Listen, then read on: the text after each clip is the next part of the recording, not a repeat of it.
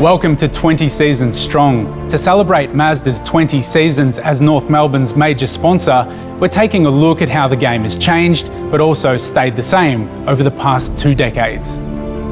Today we're talking to ex-North Premiership player and coach, Dean Laidley, and the current captain, Jack Ziebell. Dean, Jack, thanks for your time. I want to take you back to 2008, Dean, when Jack was drafted to North Melbourne. Tell us how that all came about.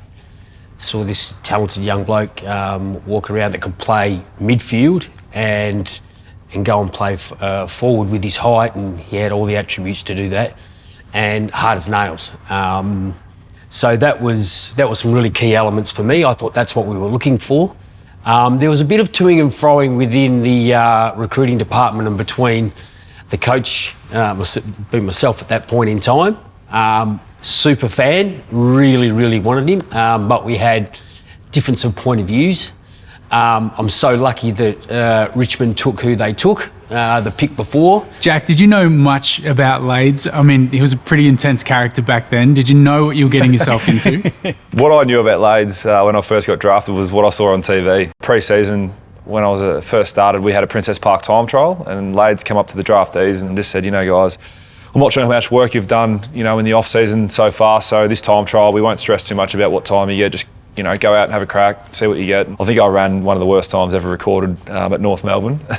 And Lades Probably. come up to me after when we got back to the club and was like, what the hell are you doing? You know, you're a first pick and you come and run this time. And I was just sitting there thinking, I've got a long way to go. What about on the field? How much has it changed over the decades? It's a lot more tactical and a lot more structured today.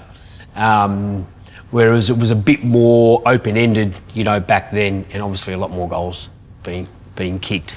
I think just the level of professionalism required in the modern game is at its highest point so far, and I can only see it getting, you know, harder and harder to become, you know, elite AFL footballers. And the scrutiny you get with that obviously is high, and it has been high throughout the generations, but with social media these days and the pressures that come with being an AFL footballer, a lot of young guys don't understand what they're signing up for straight away, and that can be the undoing of a few guys. The biggest thing from when I played, and say from when Jack started, is with these young boys when they first start, we actually take their life off them, pretty much. You know, what Jack said about the social media and everything and the welfare part of it, we actually just, we take it away from us. Whereas I came through and my generation came through, we still had all that.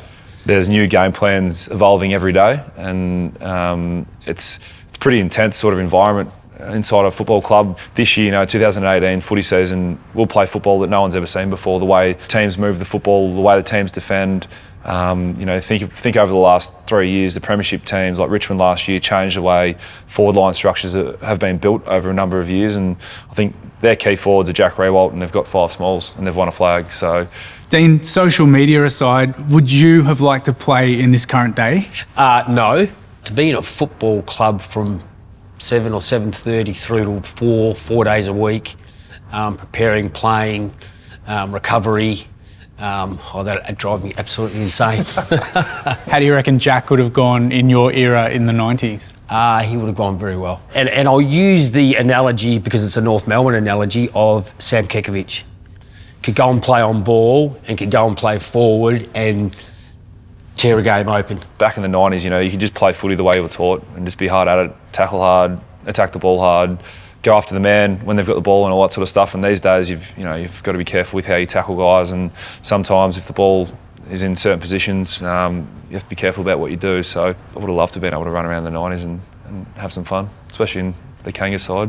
The late 90s, win a few flags. It was enjoyable. Would have been good. Dean, you've been at a lot of different clubs as a player and a coach. What makes North so special? As much as a lot of things have changed over a period of time in football, one thing that hasn't changed from when I walked in late 92 to sort of leaving halfway through 2009 is their people and the strength. And you can say that about a lot of football clubs, but I just feel with my experiences over 30 years, starting at West Coast in 1987, and having been at 5 or 6 clubs over that such a long period of time, that stands for me head and shoulders above anything that I've seen. Let's talk about some of the partnerships at North Melbourne. For example, the amazing one that the club has with Mazda.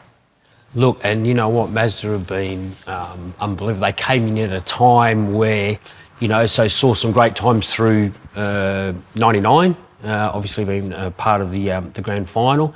And then, you know, the club went through a bit of an evolution in the early 2000s, and, you know, again, financially, there were some questions asked, but they stuck fat the whole time. And when that happens, like when you play, you know, with your teammates, you actually build trust. So we built a lot of trust between Mazda, the corporation, and the footy club. I think Mazda's been outstanding for our football club, and I personally cannot remember a North Melbourne footy jumper. There's a few on the wall over there that hasn't got a Mazda symbol on it. So it is iconic that Mazda goes hand in hand with North Melbourne and has done for a long period of time. The type of company Mazda is, that they're pretty loyal and stick by us as North Melbourne, and hopefully there's some good times just around the corner.